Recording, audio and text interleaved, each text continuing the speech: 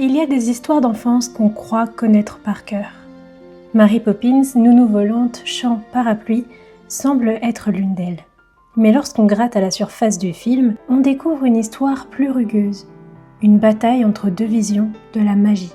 D'un côté, Walt Disney, l'homme entreprise qui veut inventer l'émerveillement pour des millions. De l'autre, Paloma Travers, l'écrivaine britannique farouchement protectrice de la douleur intime qui a inspiré ses contes. Entre eux, 20 ans de négociations, des sacrifices, des cris, au point de ruiner des accords. Ce que nous allons raconter, ce n'est pas seulement comment Walt Disney a obtenu les droits pour créer son film, mais comment une œuvre profondément personnelle a été transformée, voire déformée, par la machine du cinéma. Bienvenue dans cette nouvelle vidéo. Aujourd'hui, on va traiter d'un sujet très intéressant et qui nous pousse à nous poser des questions sur les œuvres et leur adaptation. Faites comme moi, installez-vous confortablement avec une boisson chaude ou mettez-vous à faire votre ménage et laissez-moi vous emporter dans cette histoire.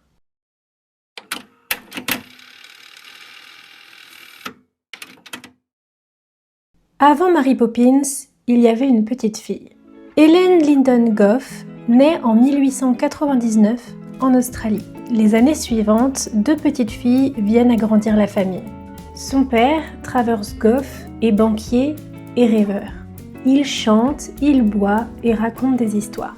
Un jour, alors qu'Hélène n'a que 7 ans, il s'éteint. Sa mère Margaret est instable, fragile, souvent au bord du désespoir. Elle se retrouve seule, ruinée, avec 3 enfants à élever. Un soir d'orage, désespérée et épuisée, elle tente d'en finir dans une rivière sous les yeux d'Hélène. Du haut de ses 7 ans, la petite est impuissante, paralysée. Elle voit le monde s'écrouler devant ses yeux. Elle prie intérieurement de toutes ses forces pour qu'une femme tombe du ciel et répare tout. Des années plus tard, cette prière deviendra Mary Poppins. C'est propre. Ah, oui, je crois que ça va être habitable. Avec quelques retouches ici et là. Une nounou parfaite, mystérieuse, sévère, aimante, tout ce qu'elle aurait voulu que quelqu'un soit pour elle. Helen Gough grandit, quitte l'Australie et va s'installer à Londres. Elle devient actrice, puis poète, et choisit le pseudonyme Pamela Lyndon Travers. Elle s'imprègne de mythologie, de philosophie, de mysticisme. Elle lit Jung, étudie des symboles, croit que chaque histoire doit guérir quelque chose. Lorsqu'elle écrit Mary Poppins en 1934, ce n'est pas vraiment un conte doux pour les enfants. C'est une psychanalyse déguisée, un cri du passé, un cri d'enfant. Et c'est ce chagrin-là que Walt Disney va vouloir acheter. Daddy, je veux un autre poney. Hélène, désormais Pamela Travers, publie donc Mary Poppins en 1934. Le succès est immédiat. Son livre est salué par la critique et séduit les Britanniques, puis les Américains. La série s'agrandit et elle publiera au final 8 tomes de Mary Poppins. Pamela continue donc sa vie sans se douter qu'en Amérique, un certain Walter Disney lit un livre à ses filles. L'histoire d'une nounou qui répare tout. Ses filles adorent. Alors, Walter Disney, en bon papa rêveur, leur promet « Un jour, j'en ferai un film ». Beaucoup de parents, une fois la promesse promise, seraient passés à autre chose, auraient complètement oublié. Mais ce n'est pas le style de Walter. Pendant près de 2 décennies, il va tenter d'obtenir les droits de Mary Poppins. Pourquoi tant d'acharnement ? Tout simplement parce que Disney ne cherche pas une histoire. Il cherchait un mythe familial. Quelque chose qui nourrirait son royaume d'images et de parcs à thème pendant des années et des années. Pour Travers, en revanche, Mary Poppins n'était pas une mascotte. C'était un remède pour une mémoire blessée. En plus de ça, Pamela est toujours déçue par les adaptations des livres en film. Ça ne lui plaît mais alors pas du tout et elle refuse catégoriquement. Walter mettra donc 20 ans à convaincre Travers. Combien ? 20 ans d'appels, de courriers, d'arguments financiers et d'insistance. Il envoie même son frère qui est présent à Londres chez Pamela. Mais celui-ci ne réussit pas à la convaincre. Vint l'année 1959. Walter Disney doit se rendre à Londres. Et il se dit « Je ne peux pas renoncer ». Alors il se rend lui-même sur le pas de la porte de Pamela. Il frappe et une femme au visage sévère lui ouvre. Mademoiselle Megara, mes amis m'appellent Meg, l'ennui c'est que je n'ai aucun ami. Elle l'accueille et Walt lui fait la cour. Enfin, il se sert de son charme qu'il sait certain afin de convaincre Travers de lui confier Mary Poppins.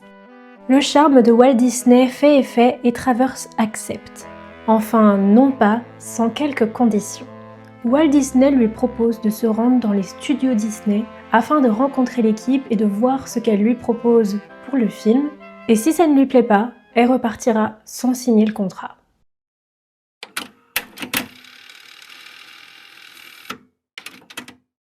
Et où se trouve Monsieur Disney?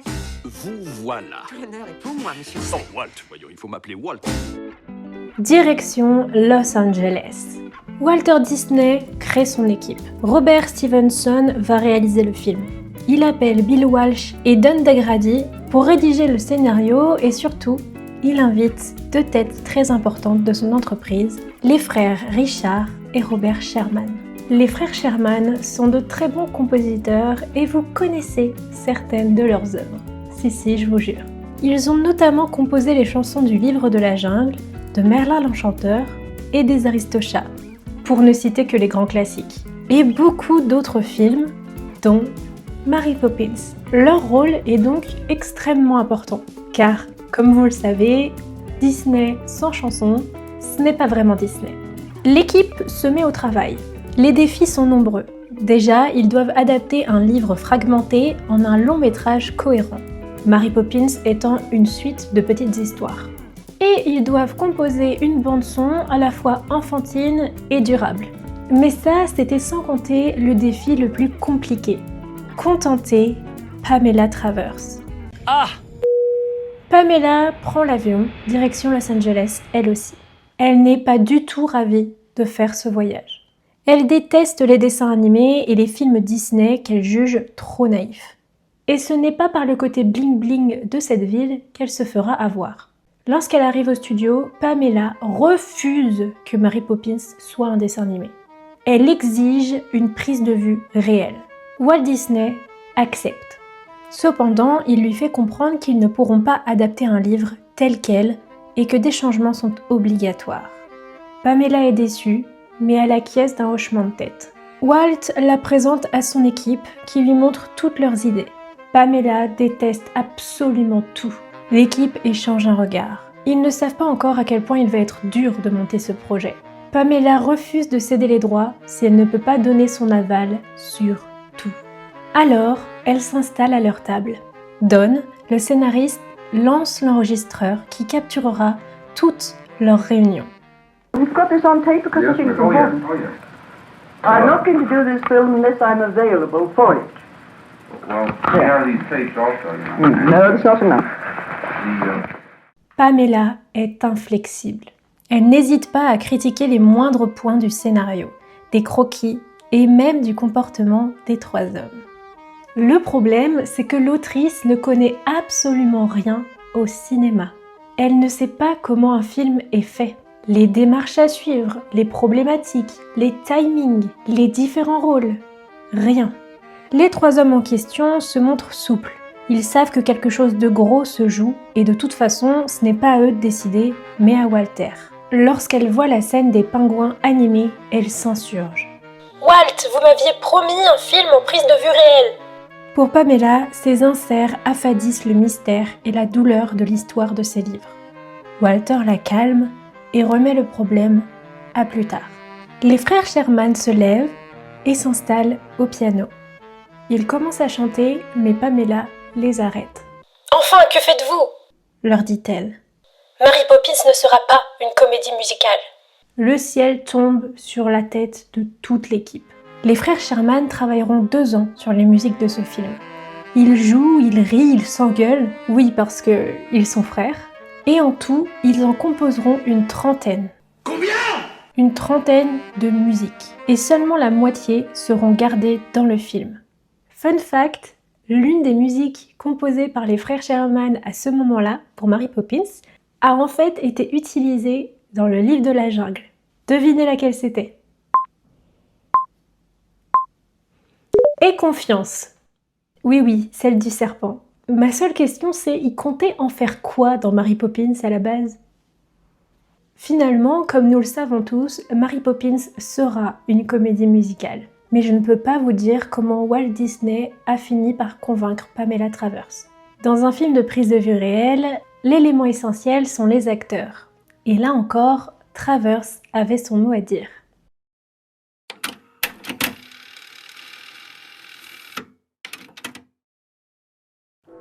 J'ai déjà vu cette silhouette quelque part. Mary Poppins.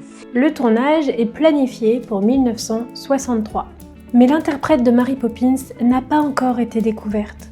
Un jour, Walter Disney se rend à Broadway pour assister à la comédie musicale Camelot. Je sais à quoi vous pensez. Non, moi je crois qu'il faut que vous arrêtiez d'essayer de dire des trucs. Mais non. Instantanément, il est séduit par l'une des comédiennes, Julie Andrews, qui interprète Guenièvre. Tous les jours, je me disais, j'en prends pas. J'ai jamais réussi à me contrôler. C'est sûr, je serai jamais imitatrice. Mettez en commentaire si vous avez la ref.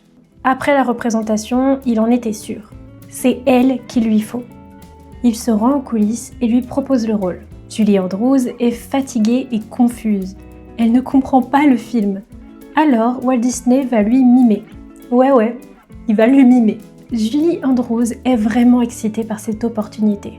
Le problème, c'est qu'elle a déjà auditionné pour le film My Fair Lady, dont les dates de tournage tombent à la même période. Si elle est prise, elle ne pourra pas accepter le rôle que Disney lui propose. Heureusement, Warner, qui est à l'origine du projet My Fair Lady, choisit Audrey Hepburn, laissant Julie totalement libre. Elle embarque donc pour son premier film. Oui, elle n'a jamais participé à un tournage. Chez Disney, c'est pas mal quand même pour commencer. Cependant, Pamela n'était pas vraiment en accord avec ce choix. Étonnant, non? Elle trouvait Julie Andrews bien trop belle, trop jeune, trop douce pour son personnage. Mais elle appréciait beaucoup Julie, son professionnalisme et son talent, alors elle laissa couler. Après 2 semaines à batailler à Los Angeles, Pamela Travers, frustrée par ce que devenait le projet, rentre à Londres sans signer le contrat. Mais au début des années 60, ses livres ne se vendaient plus autant. Les factures devenaient plus grosses en comparaison des rentrées d'argent. L'autrice habitait à Londres dans une grande maison, seule, avec un enfant qu'elle avait adopté, Camillus. Elle ne voulait pas perdre le confort qu'elle avait construit, sa maison, son nid, son cocon. Elle avait besoin d'argent. Walt Disney lui proposait $100 000 et 5% des recettes du film, en plus d'avoir répondu à la majorité de ses demandes. Elle savait que le film serait un succès. L'empire Disney était en pleine expansion. Elle pourrait maintenir son train de vie jusqu'à la fin de sa carrière sans jamais craindre de perdre ce qu'elle avait durement acquis. Et en 1961, plusieurs mois après être rentrée de Londres, elle signe finalement le contrat cédant les droits de Mary Poppins à Walter Disney. Au même moment, elle se retire entièrement du projet. Elle ne souhaite plus participer au film et ne reviendra pas une seule fois pendant la production. Walter Disney est aux anges. Il va réaliser Mary Poppins après 20 ans de négociations. Le film demandera 4 ans de réflexion et 7 mois de tournage. Pendant ces 7 mois, tous les jours, Walter Disney sera présent sur le plateau. Tu m'étonnes! Je pense que quand t'attends aussi longtemps, tu rates pas une miette. Pas une. Il réalisait l'un de ses rêves, une promesse faite à ses filles 20 ans auparavant. Il voulait être présent pour le voir prendre forme à chaque instant. Un soir, alors que les frères Sherman composaient, Walt a entendu la mélodie la plus bouleversante de Disney. Celle qui deviendra sa préférée, Feed the Birds. C'est une chanson douce, mélancolique et humaine qui parle d'une vieille femme nourrissant les pigeons devant la cathédrale Saint-Paul à Londres. Le refrain invite à un petit geste de bonté, simple, Pour Walter, c'est exactement ce qu'elle souhaite exprimer à travers toutes ses œuvres. Un petit acte de gentillesse, un cœur pur, c'est ça la vraie magie. Les frères Sherman diront « Souvent, le vendredi après-midi, Walt nous demandait « Jouez-moi la chanson ». On savait tout de suite de laquelle il voulait parler. On jouait Feed the Birds et il regardait par la fenêtre, silencieux.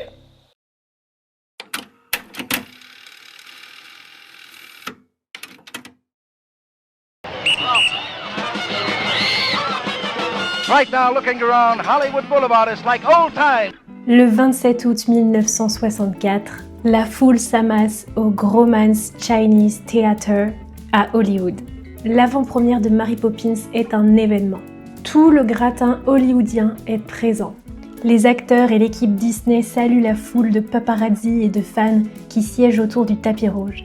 L'événement est tel qu'il y aura une retranscription en direct à la télévision et à la radio. Je ne sais pas si vous vous rendez compte à quel point c'est fou de faire ça. À ce moment-là, une nouvelle voiture s'arrête devant le tapis rouge. Une femme au brushing impeccable et à la robe blanche en sort. Pamela Travers. Et si les paparazzi ne sont pas surpris de sa présence, ce n'est pas le cas pour tout le monde. Car en effet, Pamela Travers n'a pas été conviée à l'avant-première. Et non, Walt Disney avait peur que l'autrice ruine sa soirée. Peut-être avait-il peur qu'elle critique le film à voix haute pendant la représentation, ou bien auprès de ses prestigieux invités. Le fait est qu'il ne lui a pas envoyé d'invitation. Mais comme vous avez pu le constater, Pamela n'était pas du genre à se laisser faire. Alors, elle s'est invitée elle-même. This is P.L. Travers. Hello. Hello to you. I would like you to tell the people out there how all of this came about. Now you're asking for my secrets, and you know, one of the first things about Mary Poppins is that she never explains. I'm looking forward to seeing what he has done tonight very much. Well, I won't hold you any longer. Thank you so much for coming to our microphone. The author of Mary Poppins. Thank you. Bye-bye. Les lumières s'éteignent, l'écran s'allume et le film commence. Des petits rires rebondissent de temps en temps dans la salle. Des yeux deviennent humides et quelques larmes coulent. Mary Poppins a ses premiers fans.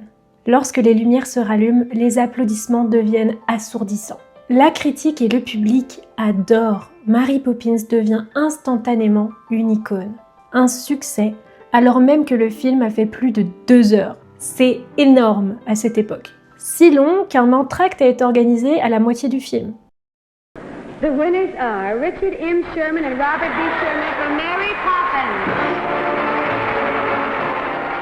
Mary Poppins remportera 5 Oscars. Meilleure actrice, meilleure chanson originale, meilleure bande originale, meilleur montage, meilleur effet visuel.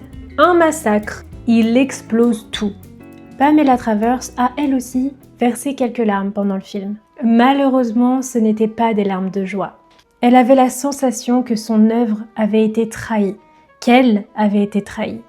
Elle détestait les séquences animées et trouvait Mary Poppins trop douce et trop gentille. Travers serait donc allée voir Walter et lui aurait dit « C'est charmant, mais il faut retirer l'animation. » Et Walt lui aurait répondu calmement « Pamela, the animation stays. » Pamela, l'animation reste. Pamela estimait que Disney avait pris l'intime pour en faire un spectacle, en effaçant toute sa psychologie et son réalisme. Elle retourne donc à Londres, dégoûtée. Elle continuera d'écrire des livres sur Mary Poppins, la vraie Mary Poppins, mais refusera toute adaptation de ceux-ci. Elle acceptera cependant d'en faire une comédie musicale britannique, mais refuse de travailler de nouveau avec ces stupides Américains.